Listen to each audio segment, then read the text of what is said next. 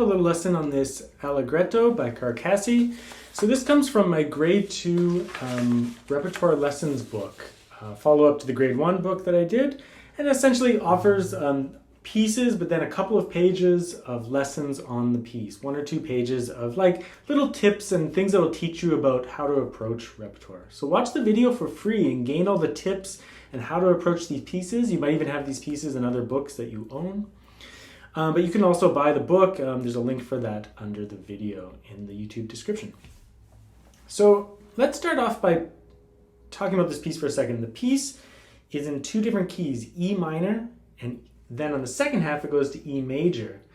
So let's play some scales in those keys just to familiarize yourself with the key signature. It's always a good idea when you're playing in a key, like warm up with some scales that will teach you about the notes in the key signature. So we'll start with E harmonic minor.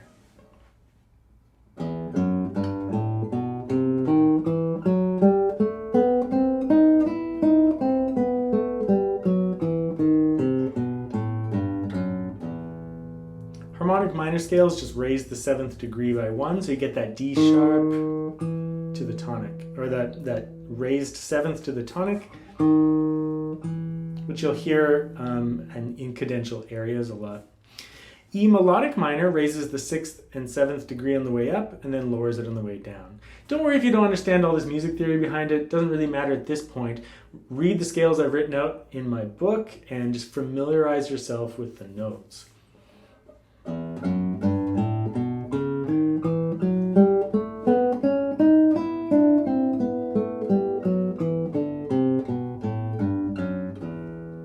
One great thing to do to really learn the key signature and the notes they're using is to say the notes out loud. So let's play an E major scale because the second half of the piece goes into E major. And let's just say those note names out loud.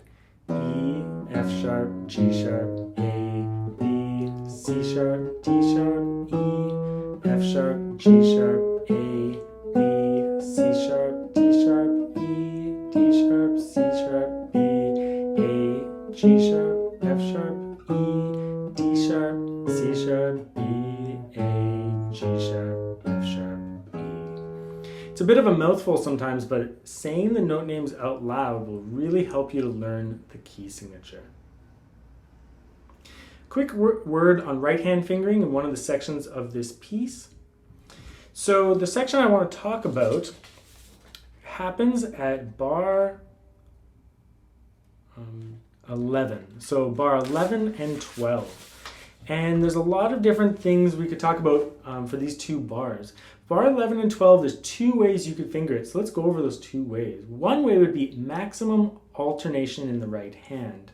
Going A and the thumb, and then M. So it'll be I finger on all the inner notes. The outer notes will be PA, and then PM, and then PA, and then PM, and then PA. So like back and forth between those 2 fingers.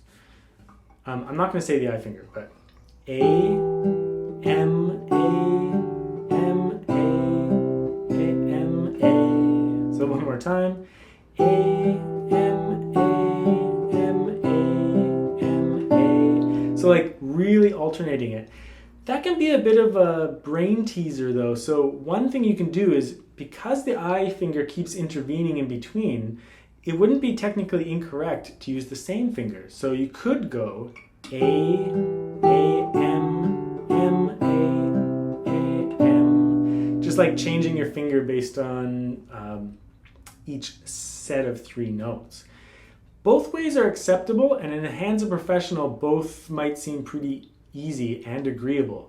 I've chosen for maximum alternation because this is a lesson book and you should learn to alternate your fingers as much as possible. So I've decided to alternate between A and M when I do that passage.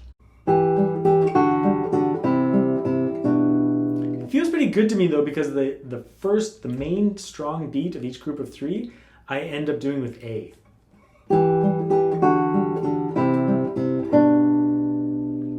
Which feels like consistent as well, but either one is acceptable. But that's just like a moment that you should really look at your right hand fingering and practice it.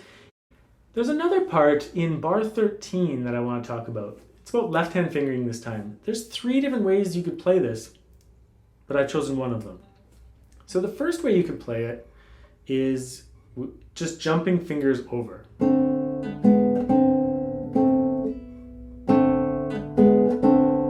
But that's not very good, right? Because you have to let go of the C to get the G sharp. So it's like that, it's like a hiccup in your playing. It's not musical, nor does it feel good physically at all. Second way would be to slide the second finger back and forth.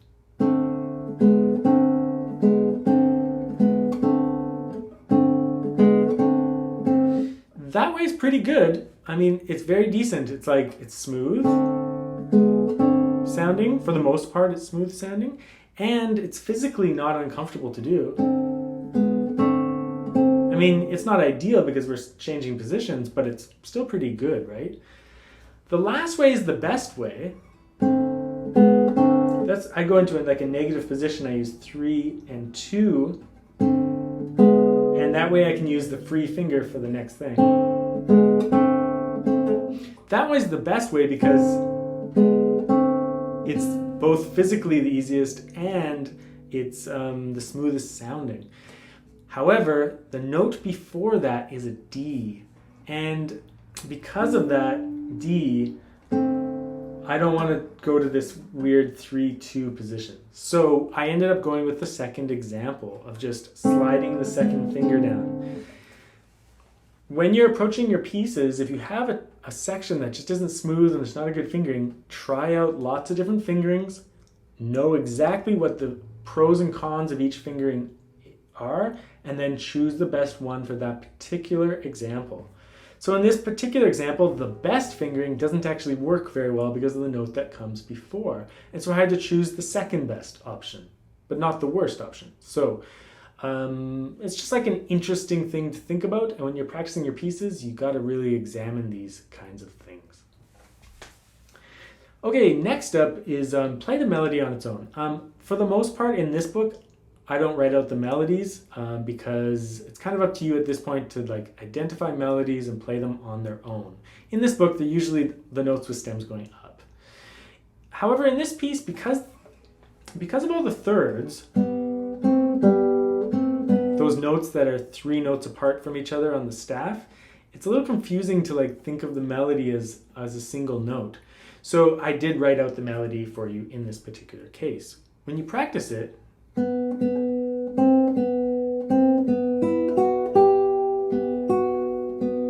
try to play it in an idealized way.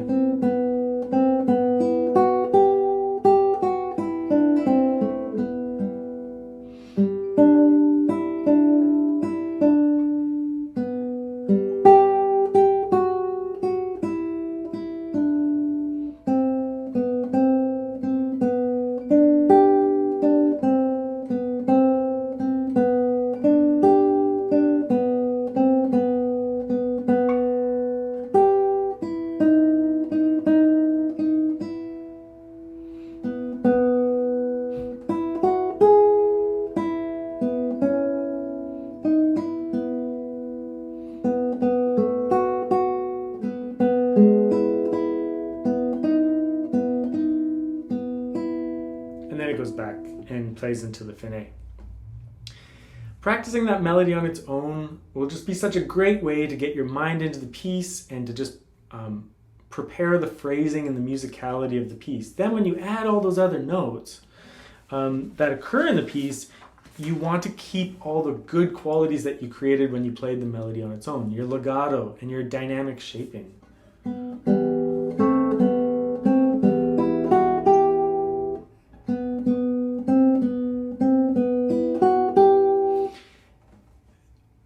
Guitar playing can be very complicated from a technical perspective. We have lots of different fingerings that we have to go over, so simplifying it, playing the melody on its own is always a great idea. So I hope that when you're practicing your other pieces from now on, the rest of the pieces in this book, that you'll do the same. I don't always write them out in the lessons because it's kind of repetitive. And at some point you have to kind of do it on your own. You have to become your own teacher. When you look at a piece of music, you want to try to identify the melody. Even if you get some notes wrong, that's okay. sometimes teachers are guessing too. I mean, educated guesses, but nevertheless, they don't know exactly which notes are part of the melody always. In this piece, all these notes, I could simplify it more and just go, maybe that's the melody. You can choose which notes, but for the most part, you just want to get into the piece, to explore the piece from different perspectives and to really identify what you consider the melodic line. So when you're playing this piece, although it's technically kind of challenging, make sure you really try to identify that simple melody and just bring it out as nicely as you can.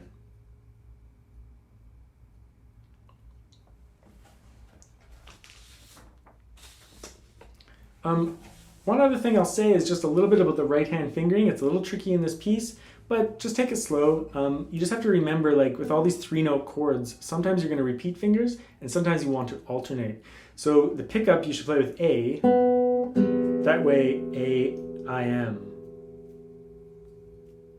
That makes a lot of sense to alternate in that way.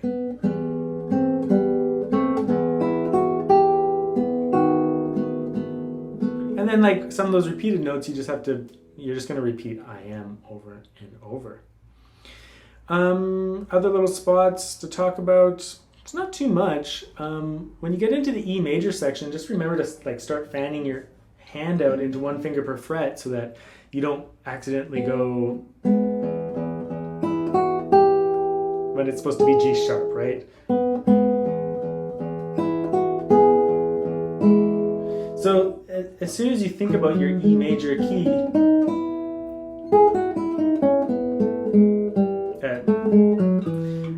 as soon as you start thinking about that, it's like you got to get your key signature into your left hand. You want your left hand to be thinking about E major so that when it plays notes, it's going to play the correct note. If your hand position is like it is always and you're suddenly reaching out to G sharps because they surprise you, that's not good. You want to make sure that as soon as you see that key signature change to E major, that your hand knows what to do. It plays that F sharp and then a G sharp without any stretching out. It's just ready to go. All this music theory and playing scales, it was all for a point. And this is the point, is the identification of the key, and then not only a knowledge of the key in your mind, but also a physical knowledge of the key that helps you play the notes more correctly and keeps you prepared for what comes next in pieces.